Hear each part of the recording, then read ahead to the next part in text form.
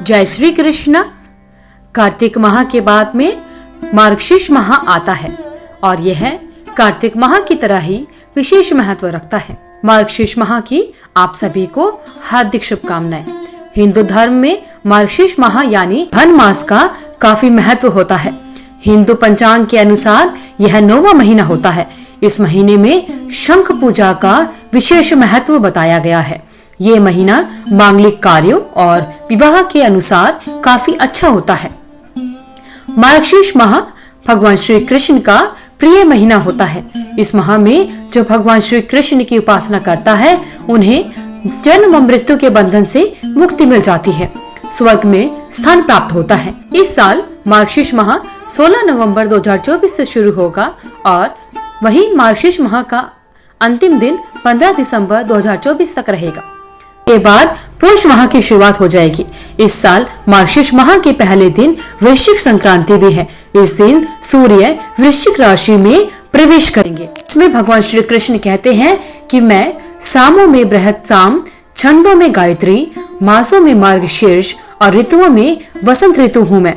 इस श्लोक के माध्यम से श्री कृष्ण स्वयं को मार्गशीर्ष महीना बताना चाहते हैं और कहते हैं कि इस महीने में जप तप और ध्यान से हर बिगड़े काम पूर्ण हो जाते हैं। इस महीने में भगवान श्री कृष्ण के मंत्रों का जाप करने मात्र से सभी मनोकामनाएं पूरी हो जाती हैं। सतयुग में देवों ने मार्गशीर्ष की प्रथम तिथि को ही वर्ष का प्रारंभ बताया है। आइए भक्तजनों जानते हैं मार्गशीर्ष माह में क्या करना चाहिए और भगवान श्री हरि विष्णु की या भगवान श्री कृष्ण की किस प्रकार पूजा आराधना करनी चाहिए। मार्गशीर्ष माह में विष्णु सहस्त्र नाम, भगवत गीता और गजेंद्र मोक्ष का पाठ अवश्य करना चाहिए। इससे पितरों को मोक्ष मिलता है, साथ ही जीवन में सुख का वास होता है। मार्गशीर्ष महीने में शंख में पवित्र नदी का जल भरकर फिर इसे पूजा के स्थान पर रखना चाहिए। शंख को भगवान के ऊपर से मंत्र जाप करते हुए घुमाना चाहिए। इसके बाद शंख में भरा जल घर के कोने कोने में हर कोने में छिड़कना चाहिए। इससे समृद्धि में वृद्धि होती है। संतान प्राप्त सुखी जीवन के लिए मार्गशीर्ष माह में श्री कृष्ण की सुबह शाम उपासना करनी चाहिए। शास्त्रों के अनुसार माना जाता है कि अगर किसी की कुंडली में चंद्र दोष है तो चंद्रमा संबंधी कुछ उपाय करके इस समस्या से छुटकारा पाया जा सकता है। मार्गशीर्ष माह के कुछ अपने नियम भी होते हैं। मार्गशीर्ष माह में तामसिक भोजन नहीं करना चाहिए। इस माह में सर्दी मौसम चरम पर होता है। ऐसे में ठंडी चीजें, दही, जीरा नहीं खाने चाहिए। इस महीने में यमुना नदी में स्नान करने का विशेष महत्व है। मार्गशीर्ष महीने के दौरान यमुना नदी में स्नान करने से भगवान सहज ही प्राप्त होते हैं। अतः जो लोग जीवन में भगवान का आशीर्वाद बनाए रखना चाहते हैं और हर संकट से छुटकारा पाना चाहते हैं, उन्हें मार्गशीर्ष के दौरान कम से कम एक बार यमुना नदी में स्नान करना आवश्यक होता है। लेकिन जिन लोगों के लिए ऐसा करना संभव नहीं है, वो लोग घर पर ही अपने स्नान के पानी में थोड़ा सा जल मिलाकर या पवित्र जल मिलाकर स्नान कर ले। मार्गशीर्ष के दौरान सुबह जल्दी उठकर स्नान से पवित्र होकर भगवान का ध्यान करना चाहिए और उनकी पूजा अर्चना करनी चाहिए। स्नान से पहले तुलसी की जड़ की मिट्टी से भी स्नान करें या अपने शरीर पर उसका लेप लगाएं। लेप लगाने के बाद पानी से स्नान करना चाहिए। साथ ही स्नान करते समय ओम नमो भगवते नारायणाय या गायत्री मंत्र का जाप करना चाहिए। श्री लक्ष्मी नारायणाय नमः, श्री राधा कृष्णाय नमः। मार्गशीर्ष महीने की या अगहन महात्म्य का पहला अध्याय सुनेंगे। तो भक्तजनों आइए शुरू करते हैं मार्गशीर्ष माह के महात्म्य का पहला अध्याय। एक समय नैमिषारण्य तीर्थ में सूत जी महाराज शौनकादि ऋषियों से बोले, हे ऋषिगण, इस जगत के सब प्राणियों के आनंद दाता, मुक्ति और भक्ति को देने वाले देवकी के पुत्र भगवान महादेव श्री कृष्ण चंद्र को मैं नमस्कार करता हूँ। श्वेत द्वीप में सुख से आसीन देवताओं के देवता लक्ष्मी के पति अपने पिता श्री विष्णु भगवान को नमस्कार करके श्री ब्रह्मा जी ने पूछा, हे भगवान, हे जगत को धारण करने वाले, हे पवित्र कथाओं को कहने वाले, हे देवेश, हे सर्वज्ञ, सबके मालिक, कृपा करके मेरे एक प्रश्न का उत्तर दीजिए। आपने पहले कहा कि मैं मासों में मार्गशीर्ष मास हूँ, तो मैं उस मार्गशीर्ष का ठीक ठीक महात्म्य जानना चाहता हूँ। हे रमापते, मास का देवता कौन है, दान क्या है, उसमें स्नान आदि करने की विधि क्या है, तथा मार्गशीर्ष माह में क्या क्या करना चाहिए, क्या भोजन करना चाहिए, क्या बोलना चाहिए, तथा जो पूजन ध्यान मंत्र जप कर्म किए जाते हैं उन सबको मुझसे कहिए। श्री हरि भगवान विष्णु भगवान ब्रह्मा जी से कहने लगे कि हे ब्राह्मण, समस्त लोक उपकारार्थ आपने बहुत सुंदर प्रश्न किया है, जिसके करने से शुभ यज्ञ आदि समस्त कार्य करने का फल प्राप्त हो जाता है।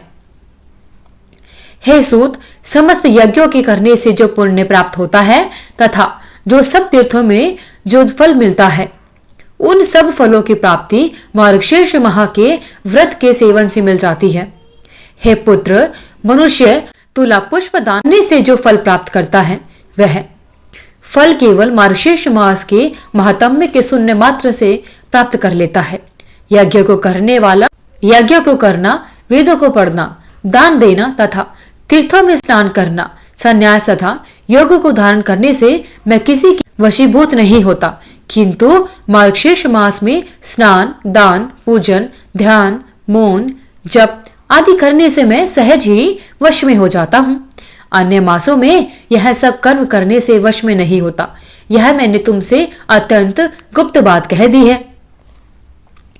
सर्वत्र निवास करने वाले देवताओं ने जब मेरी प्राप्ति के लिए यह अत्यंत सुलभ उपाय देखकर अन्य धर्म आदि सगन से इस मार्गशीर्ष को गुप्त कर दिया, अतः मेरे भक्तों को मेरी प्राप्ति के साधन समझकर मार्गशीर्ष मास का सेवन अवश्य करना चाहिए।